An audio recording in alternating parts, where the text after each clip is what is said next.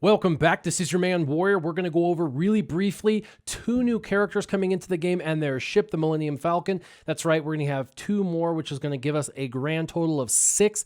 There's going to be young Lando Calrissian as well as L3 and their Millennium Falcon coming in. I basically look at this team as kind of a Phoenix 2.0, very durable, and if you learn how to play them, they'll be great in pretty much every area of the game, with PvP or arena being their least strongest suit, but they are viable, just not going to be as viable in the highest end as some of the other teams, such as the Treya teams. But for anyone who's new or relatively mid-game who are going to be unlocking these characters and wanting to know, are these characters cool? Just like Phoenix was viable in arena for early to mid-game people, so will these characters. Now, young Lando has 4 abilities, basic, 2 specials, and a unique. The basic is called Silent Shot, and it will deal physical damage to target enemies. So this character you're going to want to mod with critical chance and critical damage because he does physical damage.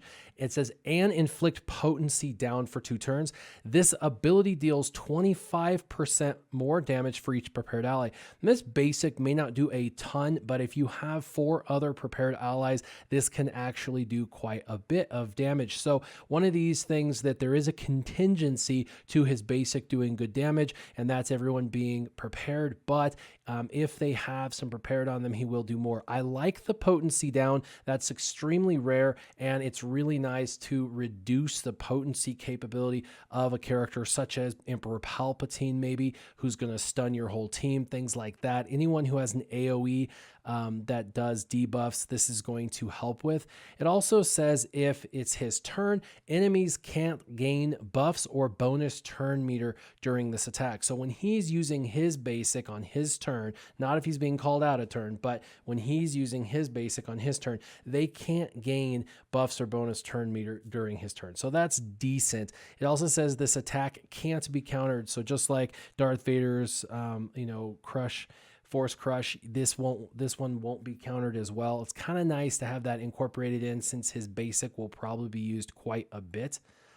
His first special is called Hot Hand, and it deals physical damage again. So again, critical chance and damage is going to be his thing, to target enemy and inflict ability block. Now, you will probably want to put potency on the cross on him when you're modding him, because the ability block is a big deal, and it's really great that he's bringing that in there. It also says at the end of each turn, there is a 50% chance for each debuffed enemy to reduce the cooldown of this by 1. So if you have 5 enemies and they're all debuffed, each time they take a turn, they're going to have a 50% chance for each debuffed enemy to reduce this. So this is the cooldown on this, even though it's 14, is going to go down really, really fast. Probably going to be able to use it every other or every 3rd turn. So a decent ability block. Damage is okay. As far as the second special, it's called Dealer's Choice, and just like there was an error of kind of that gambling with Hot Hand where you're not, you have, it depends, 50% chance based on the opponent's debuffs as to whether it's going to reduce that. There's going to be a little bit of gambling kind of with this one. It says you're going to dispel another target ally, then grant them stealth and potency up for 2 turns, and then young Lando will gain 50% turn meter. Now, if he's prepared, it says if young Lando is prepared, target other ally will then become prepared, and Lando is no longer prepared. So he'll pass his prepared to others, just like the other ones have that capability. He does as well. So he can give somebody prepared, which will help them have a greater impact. It says then all prepared allies will gain speed up for 2 turns. This ability's cooldown is reduced by 1. So it has a cooldown of 3, but if he passes prepared, it has a cooldown of 2, which means he can use it basically every other turn. So his 3 abilities, Silent Shot, his basic, Hot Hand, and Dealer's Choice, are going to be utilized quite a bit. It's really going to allow for him to go quite often. And then he has a unique perfect timing. It says if young Lando Calrissian is buffed, he has 15% critical chance and 15% critical damage. I'm sure he's going to have buffs with this particular team. It also says additionally, if Lando is prepared, he'll have another 15% critical chance and damage. So that's plus 30% crit chance and plus 30% crit damage. It also says at the start of his turn, he has 40% chance to become prepared. So at the beginning of each turn, just almost half of the time, he'll automatically get it. But other characters can give it to him as well that are in this team. It also says additionally for each debuffed enemy, he has a 50% chance to become prepared. So every single enemy, if you got 5 enemies and they're all debuffed, there's a 50% chance for each one of them to trigger it. So he's pretty much always going to be prepared, giving himself that additional crit chance and crit damage. This is going to really solidify him as a solid damage dealer on the team. And of course, his attacks and abilities are omega'd, except for he does have 1 zeta, just like L3.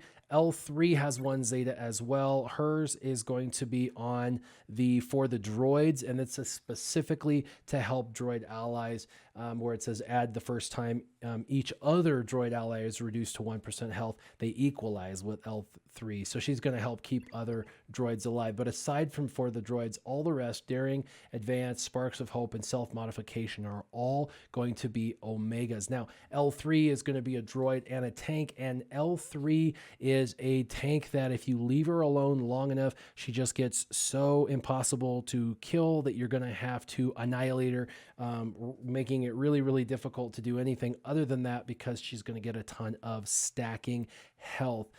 So her basic, and she has a basic, a special, and 2 uniques.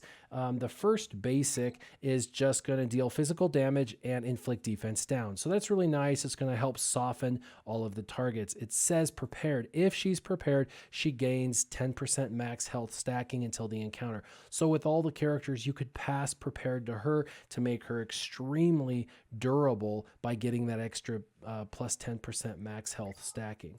Her only other ability is a special, and it says it deals physical damage to an enemy and gains taunt for 1 turn. Now, it says cooldown of 3, but I got to use it basically every single turn that she had because this will be reduced. Now, it says if prepared, it says heal all scoundrel and droid allies for 50% of L3's max health and grant them all the prepared allies tenacity up for 2 turns, so that's cool. If other allies are prepared, reduce this ability's cooldown by 1, and then it says then she's no longer prepared. So she can heal them, put tenacity up, and the other people having prepared reduces the cooldown on this, and when she does it, she does physical damage and gains taunt. So she can give herself taunt every single turn almost for the Spark of Hope. Just a super annoying tank that every turn she takes, she can taunt for the most part. And she's also going to be, healing and putting up tenacity up and things like that. So kind of cool. She has 2 uniques. One is called For the Droids, and it says at the beginning of her turn, if L3 didn't take damage from an enemy since her last turn, she'll become prepared. If not, then she won't. But if she doesn't, you can always give her prepared from another individual. Whenever another droid or scoundrel ally takes damage, she's going to get 15% turn meter. So you don't have to mod her really, really fast. In fact, if you see to the right, I modded with just defense mods to mitigate the amount of damage she's actually going to take and increase the overall durability of her. But every time another droid or scoundrel ally takes damage, she gets 15% turn meter. And then whenever she takes damage from an attack, she'll dispel debuffs from a random debuffed ally. So she gets hit and she cleanses somebody randomly. It says the first time each other droid ally is reduced to 1% health, they equalize health with L3. I'm not sure exactly how that's going to work until I see it play out, but it sounds like basically when they die, she's going to equalize her health with them to keep them from dying, is basically how it sounds. And then the second unique is called Self-Modification, and this is kind of an ability you get to use 3 times and then it goes away, and it's your ability to basically give her an enhancement, and you get to choose to pick this enhancement multiple times, or you could do the basic or the other ability. But once you've picked this ability 3 times, you'll add Mark 1, Mark 2, and then Mark 3, and it stacks and it gives you these abilities. But it'll say L3 has 25% max protection. When L3 becomes prepared, she gains taunt. At the start of each encounter, L3 becomes prepared. So she's going to have taunt because she'll have prepared at the start of the encounter. Also, at the start of battle, she's going to gain Mark 1. The Mark 1 ability gives her a 50% counter chance for the rest of battle and becomes prepared when used. Then when you click on Mark 2, it will then bump it up to Mark 2, and it will give her plus 30% critical avoidance and 100% defense for the rest of the battle, and become prepared. When used, this ability then upgrades to Mark 3, and at Mark 3, it will increase the counter chance to 100% for the rest of the battle, and she'll become prepared. This ability may only be used once. Once you click on that Mark 3, it goes away, and she just has all these abilities for the rest of the battle. So kind of a cool little self-stacking ability to make her more durable and stronger, and a counter specialist. Now, they do have a ship called Lando's Millennium Falcon, and this one is with the escape pod in the front. That's why it's much longer than the other one. And this ship in testing did seem to do really, really well. Now, in theory, it's going to be a reinforcement ship. This is going to be a ship that you'll want it to enter battle at the last possible stage, because you want as many other ships to come in first as you can. When this battle will come into battle, you're going to gain critical damage up for 2 turns, so it's going to come in to hit hard, and it copies all buffs from other ships for 2 turns. So if they've got offense up, defense up, crit chance up, whatever, if they just pulled out their Boba Fett and he's got all his buffs, you can pull this ship in, and it's going to copy all those buffs. Also, Lando, they get to take a bonus turn for every reinforcement that was previously called in by the allied capital ship. So if you were able to call in 1 or 2 extra ships first, then this ship would get 1 or 2 bonus turns. And this ship hits really hard, so it's a really good ship to get multiple turns in. And that's on the reinforcement ability, just to come in and do multiple attacks. On the basic, this one's going to deal physical damage to a target enemy with a 70% chance to grant defense penetration to self and to another random ally. Now, this may not seem like a big deal, but this gives you the ability to hit truer and harder, and actually you don't have to have as much damage to do as much damage. And what I mean by that is it's going through or ignoring armor. So if you're doing damage, it's not being compressed by the armor. You're actually hitting with the full amount. And if this ship comes in, for example, under Executrix, you're going to have Retribution, and you're going to be able to come in and constantly be retaliating, and it's going to constantly put up a ton of defense penetration up onto the entire team. So as a basic, this is pretty cool. It lets everyone on your team hit really, really hard. There's also a unique called Coin Toss, and it says the Millennium Falcon has 5% critical damage for each enemy without a buff. At the start of its turn, Lando's Falcon has 50% chance to dispel a random ally debuff and dispel a random enemy buff, target lock a random enemy, and grant speed up for 2 turns on a random ally. These effects can't be evaded or resisted. Now, there's a lot going on here, but it's only a 50% chance. So there's a 50% chance you'll dispel someone, or a 50% chance you'll dispel a random enemy buff, or target lock a random enemy. There's a lot. And this could be an argument made that the longer you have it in the front 3, the longer that the better chance you're going to get to trigger some of these abilities, which are all really cool abilities. So I could see why people would want to put this into the front 3. But with the reinforcement bonus, I would really recommend it being in reinforcements. As far as the 2 special abilities that crews bring in, there's one called Buckle Up that young Lando brings in, where it'll deal physical damage to a target enemy and inflict offense down for 2 turns. This neuters the other team for 2 turns. This attack deals 25% more damage against debuffed enemies, so you definitely want to debuff the opponent before you do this damage, so that way Buckle Up does more damage. And then lastly, Calculated Enhancement.